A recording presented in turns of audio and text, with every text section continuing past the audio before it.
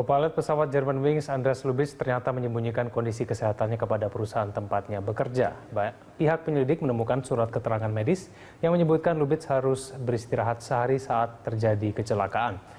Pihak jaksa dari kota Düsseldorf tidak menyebutkan jenis penyakit yang diderita oleh Lubitz. Jaksa juga mengatakan tidak ada bukti yang mengkaitkan Lubitz dengan motif politik dan keagamaan.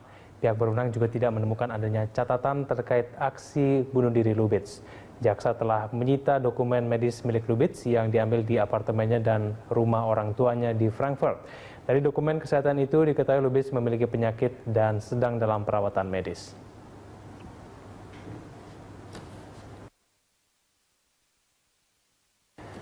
Sejauh ini tercatat ada 5 kecelakaan pesawat yang diduga akibat pilot bunuh diri dan berikut informasinya.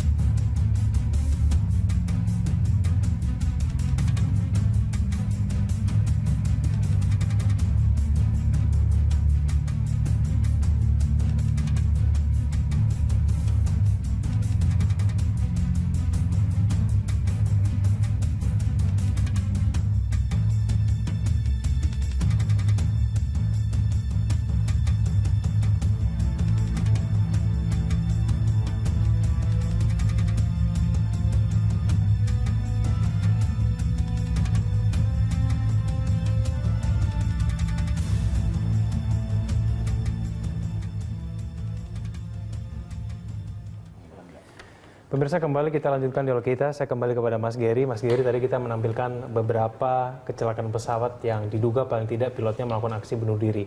Kemudian apakah kalau kita melihat ada beberapa kejadian yang serupa, paling tidak itu meskipun itu bisa diperdebatkan, apakah kemudian penumpang harus khawatir nih dan juga pasrah seperti yang saya tanyakan tadi? Gimana Mas Gary? Ya itu tadi saya bilang kan pas saat kita break, Anda ke dokter pasrah juga kan. Namun di sini bedanya adalah kalau kita ke dokter kita pasrah satu persatu, ya kan kita one-on-one session dengan dokter. Tapi kalau di pesawat kan berapa ratus orang harus pasrah terhadap 2 orang pada saat bersamaan. Ini membuat ini agak susah diterima dan ini selalu setiap kali kecelakaan apapun ini yang membuat masyarakat khawatir bahwa setiap kali mereka naik pesawat mereka tahu mereka dan berapa ratus orang harus pasrah terhadap nasibnya terhadap 2 orang ini. Tapi kita juga harus ingat. Tadi yang di paket sebelumnya ini ada berapa? Hanya 4. Ada yang bilang itu ada lebih dari 4, ada 6 atau 7. Tapi kalau kita lihat dari sejarah penerbangan, ini masuk kategori penyebab kecelakaan yang mungkin paling sedikit. Gitu. Karena ya ini hal yang mungkin tidak bisa dihindari. Kalau misalnya ada memang orang kita percayai, lalu breaking the trust, lalu melakukan hal tersebut, itu susah kita mau cegahnya. Tapi kita juga harus ingat, mereka ini profesional, profesional mereka tinggi. Di antara mereka yang punya pernah sempat berpikiran seperti itu mungkin nggak sedikit, tapi bukan mayoritas.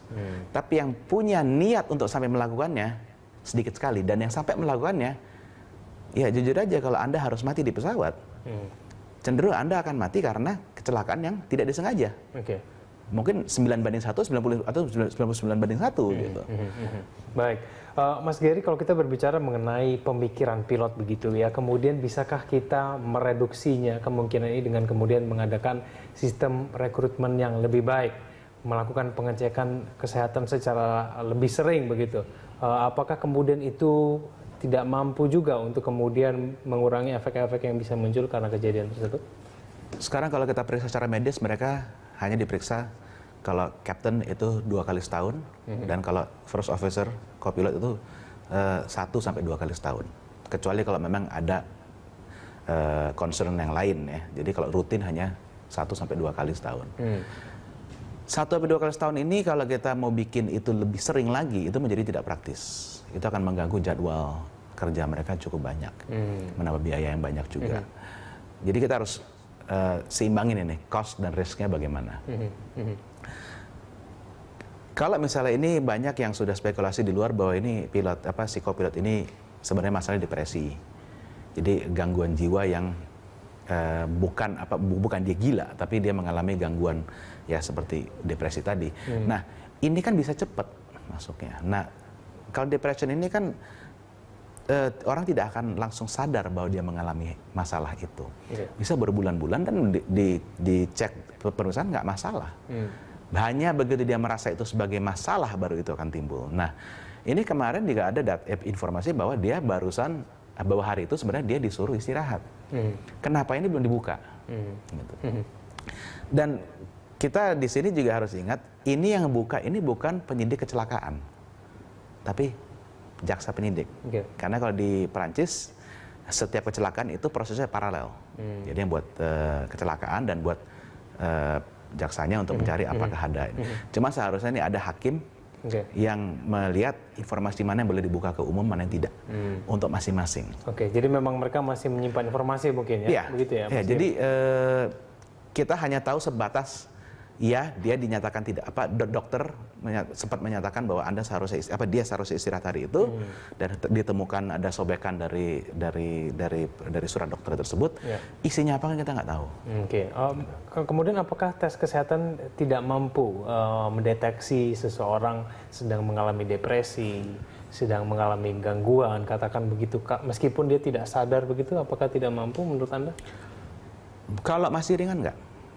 Setahu saya kalau masih ringan tidak. Kalau misal sudah berat lalu sudah mengganggu fisik badannya karena kan kita ini kan juga tidak hanya sehat jasmani tapi rohani juga. Nah, itu kalau sudah mengganggu dari psikis ke fisik. Nah, itu baru bisa kelihatan dengan gampang. Tapi kalau sebelum itu susah. Dan kemudian kalau misalnya kita cermati mengenai kesehatan dari pilot ini, co-pilot ini, apakah menurut Anda dia sudah cukup menjalani tes kesehatan yang 2 kali setahun? Itu sudah cukup ya? Ya, itu sudah cukup. Dan dia sendiri pun pergi ke dokter kan sebelum ini. Hanya saja kita kan tidak tahu itu dokternya bilang apa ke dia. Baik, itu kalau tes kesehatan. Sekarang kalau kita bertanya mengenai penyaringan dari tahap awal begitu. Apakah kemudian bisa dibuat sebuah peraturan yang kemudian bisa menyaring kandidat-kandidat pilot ini, diperketat begitu supaya bisa diketahui gitu tes psikotesnya seperti apa nanti ke depan? Bisa, tapi kita juga harus sangat berhati-hati. Karena peraturan ini psikotes ini penilaian yang kualitatif, bukan kuantitatif. Peraturan ini kalau di Indonesia kita cenderungnya ini akan lari menjadi pengertian kuantitatif, bukan kualitatif. Ini kita harus hati-hati. Makanya di luar negeri pun mereka belum mengharuskan bahwa harus ada psikotes dan lain-lain untuk rekrutmen. Tapi di Indonesia beberapa airline sudah melakukan itu. Saya juga yakin di luar negeri juga sudah ada airline yang melakukan itu. Apalagi dan di beberapa airline di dunia untuk dari co-pilot mau menjadi captain, itu juga ada psychological assessment juga. Gitu. Karena apalagi captain dia kan tidak hanya pilot, tapi dia pilot yang in charge untuk semua seluruh penerbangan tersebut. Nah, itu harus dilihat kesiapan mentalnya. Karena balik lagi bebannya tuh beda dengan kayak kita ke dokter, ya kan? Ratusan jiwa bertergantungan dengan hanya 2 orang, gitu, pada saat bersamaan. Dan di mana hal-hal yang dari hal yang mungkin tidak wajar bisa berubah menjadi malapetaka dengan cepat kalau mereka tidak siap. Ini yang membuat susah. Jadi kalau kita mau mengadakan peraturan penilaian psikologis, ini harus kita agree juga. Gitu. Apakah kita mulai dari suitability-nya atau untuk mencegah dia untuk melakukan unlawful act seperti ini atau apa? Gitu. Di industri ini belum sepakat untuk itu. Baik, Mas Gary, coba kita kesampingkan dulu mengenai Germanwings, kita ke Indonesia dulu. Kalau menurut Anda ancaman keselamatan penerbangan di Indonesia itu apa sih sebetulnya supaya kita bisa memperbaiki prosedur? Menurut Anda apa? Kalau di sini saya bilang keterbiasaan. Karena kita terbiasa dengan budaya safety yang rendah. Okay. Jadi untuk seorang pilot melakukan sesuatu yang demi nama safety itu sudah sedikit challenging. Nah, balik lagi ke masing-masing airline. Ada airline yang memang benar-benar komit. Ada airline yang memang memenuhi, tapi hanya sekedar memenuhi.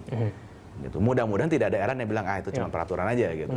Tapi ini challenge karena kita lihat kita nggak usah jauh-jauh, kita ke jalan raya udah ngelihat seberapa pedulinya bangsa kita terhadap safety. Rendah sekali gitu. Okay. Baik, Mas Gary, kalau kita cermati kan ini juga berkaitan dengan Kementerian Perhubungan begitu. Ada izin trayek juga kemarin yang sempat diributkan begitu ya dengan kecelakaan AirAsia. Apakah kemudian peraturan-peraturan tersebut sebetulnya adalah hal-hal yang salah satu contoh bahwa itu sebenarnya berkaitan dengan keselamatan, tapi tidak digubris begitu, dikesampingkan begitu sama maskapai. Apakah itu juga termasuk menurut?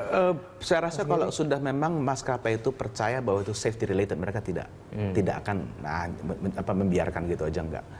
Kalau yang kayak kemarin kayak misalnya izin rute itu kan sebenarnya permasalahan peraturan administratif, bukan peraturan safety. Jadi kalau peraturan safety saya rasa ya kita sudah ibaratnya dicecer lah oleh dunia. Kita udah tahu sendiri safety rating kita seperti apa gitu. Jadi profesionalism dari industri ini untuk mereka yang memang berkecimpung dengan safety aspek, mereka juga banyak yang mereka banyak yang tidak sembarangan gitu. Mereka bilang kita mau ngawur juga ada batasnya gitu. Peraturannya gimana sih? Jadi mereka nggak cuman seenaknya aja gitu. Oke, baik Mas Gary, kita lanjutkan lagi dulu kita di segmen selanjutnya sambil menunggu narasumber kita yang lain untuk tiba di studio. Pemirsa tetap bersama kami di Prime Time.